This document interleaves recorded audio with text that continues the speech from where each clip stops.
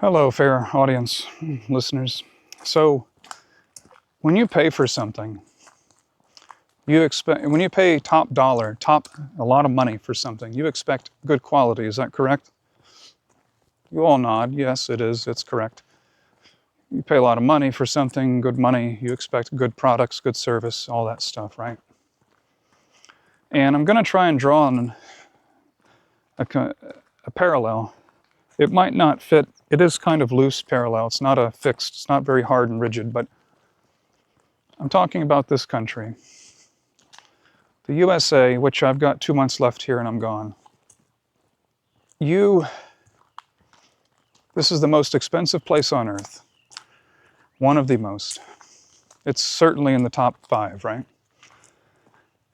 And yet, what are you getting as a return? Because as I said in the introduction to this, you pay top dollar for something, you pay good money for something, you expect it to be a good product, good service. You're getting a good return and good results.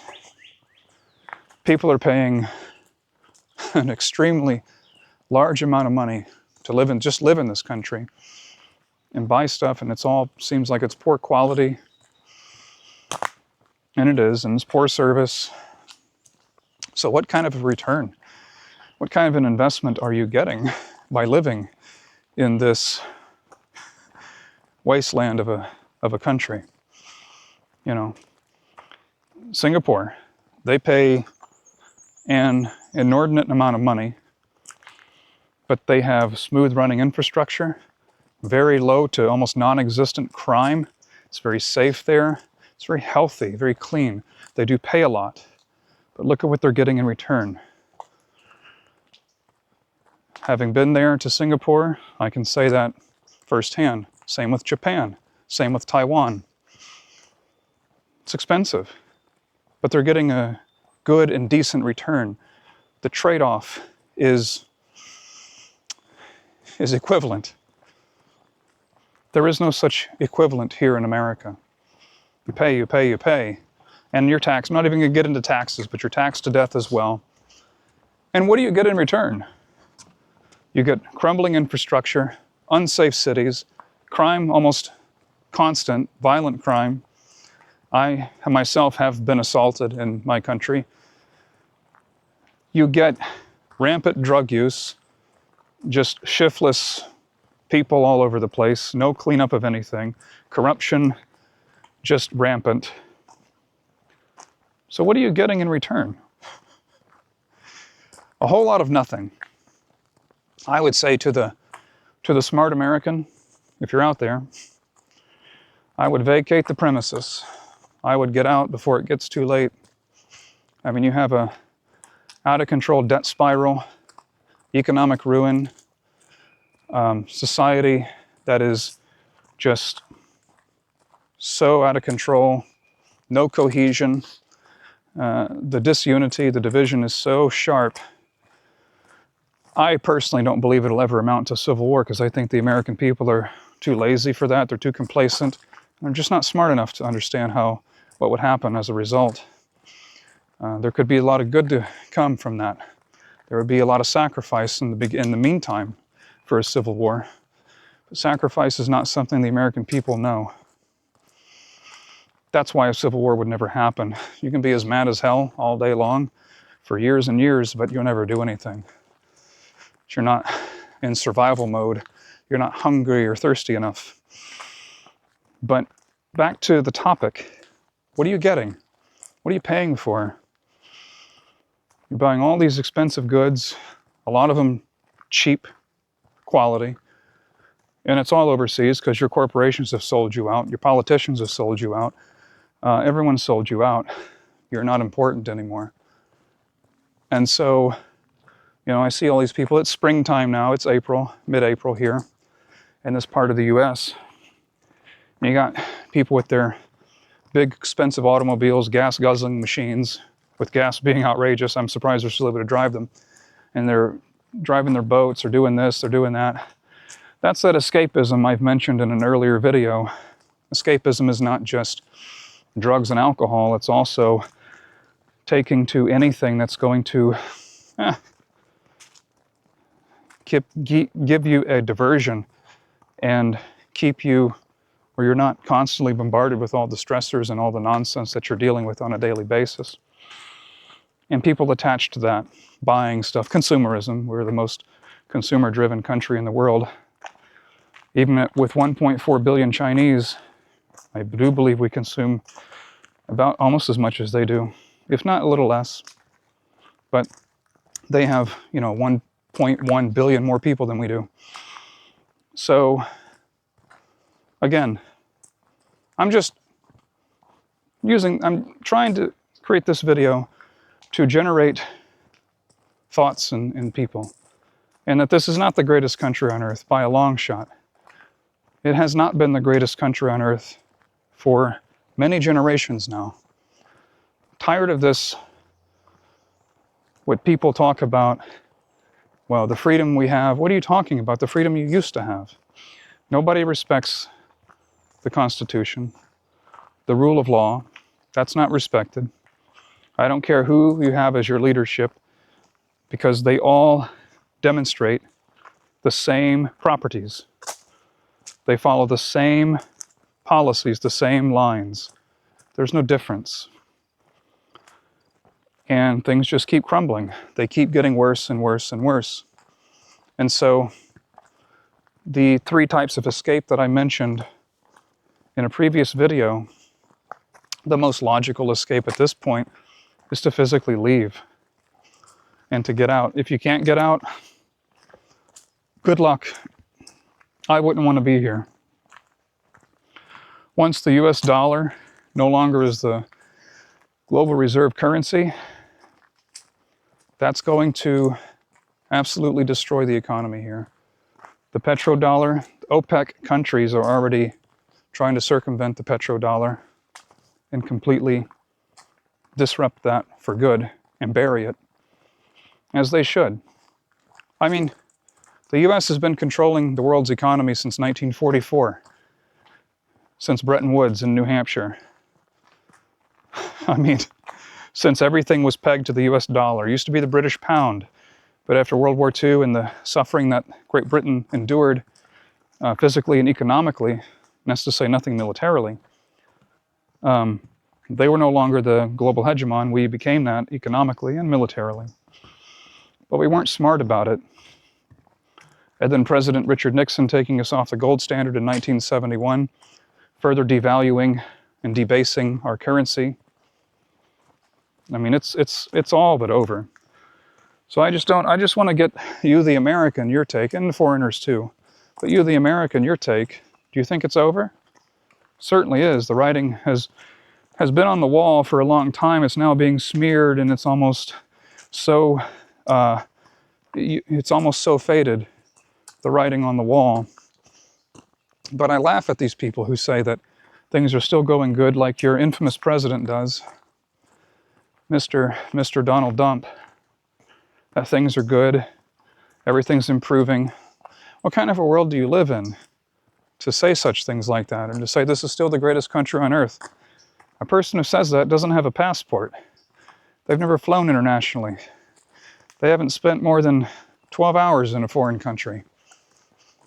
And so, I've always been tired of this Americentrism, that the whole world revolves around America. And to a lesser extent, it has. But that's over now. As they term the Global South, Third World, etc., they're growing and they're rising and they're becoming more powerful. And they're throwing off the yoke of Americana. But this Americentrism, if you travel anywhere in the world, you realize that it's such a smokescreen, it's a facade, it's not real. Because the rest of the world doesn't give a damn what happens here, and they shouldn't. And furthermore, America's nothing more than just a laughing stock, as it should be. And nobody should take us seriously anymore. Asia's rising. You have so many emerging technology and markets going on within all over Asia. That's going to be the new center of power, no matter if you like it or not. And so the first video I put out, which was in late March, talking about the 250-year anniversary of American so-called independence and freedom. Independence, yeah, freedom, okay, whatever. We had some freedom. It's been waning, and we're in the twilight of it. But look at the history. Empires last between 200 to 250, 300 years, 350, 400 at the most. Every empire within the classical period, within antiquity, within the medieval period, the Renaissance, the Enlightenment, you name it. They don't last for very long. Now, as I said before, there are breaks, B-R-A-K-E, breaks that you can put in the system as a kind of a fail-safe to where you're not going to be ruined at that period of time. You can install these mechanisms to make sure it doesn't happen. But it takes a people of will and of determination and of intellect to do such things. And sadly, we don't have those people in this country. Not at all. And if you say, well, it's all about power and money and we don't have it, the American people, okay, fine. Then you just weren't vigilant enough at the time you needed to be to keep these oligarchic elements from completely ruining what once was a sound and solid republic. So it's too late. You cannot put the toothpaste back in the tube. It's out. It's gone. And I, for one, I don't know, I just kind of couldn't be happier. Because think about it. You guys have been to school, right? You have the entitled rich kids in school, the bullies in school, and you like seeing them get their comeuppance. You do. Admit it, you do. I do too.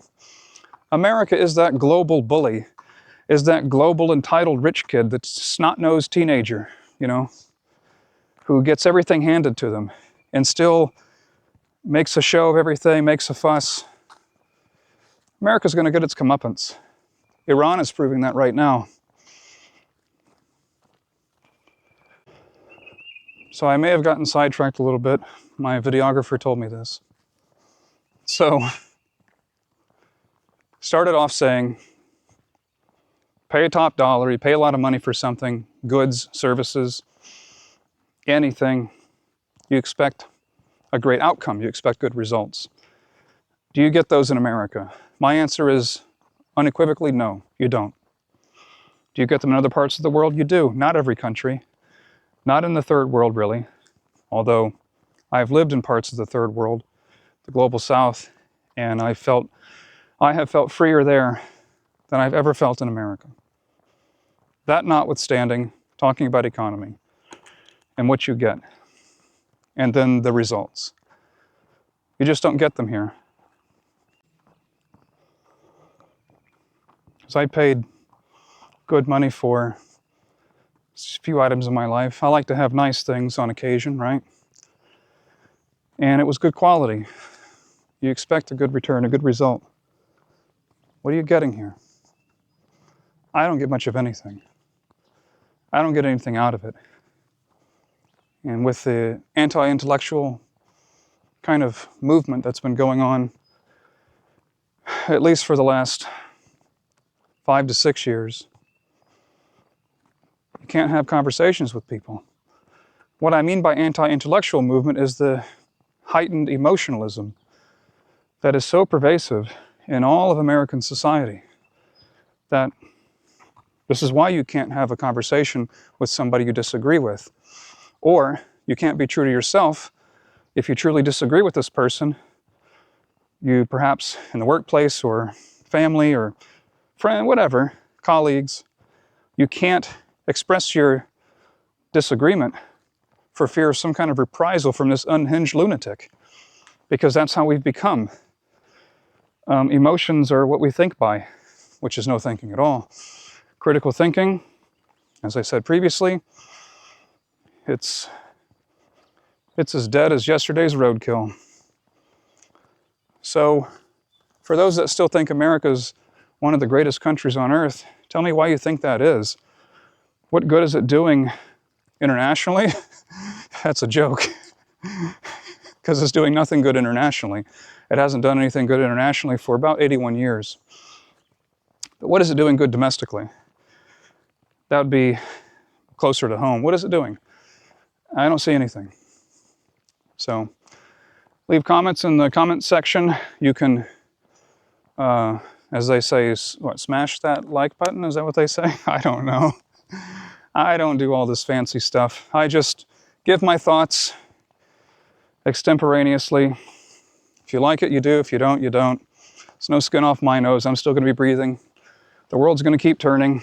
I'm still going to be walking this treadmill known as Earth. And it's a pretty good planet, third from the sun. So, sayonara, adios, arrivederci.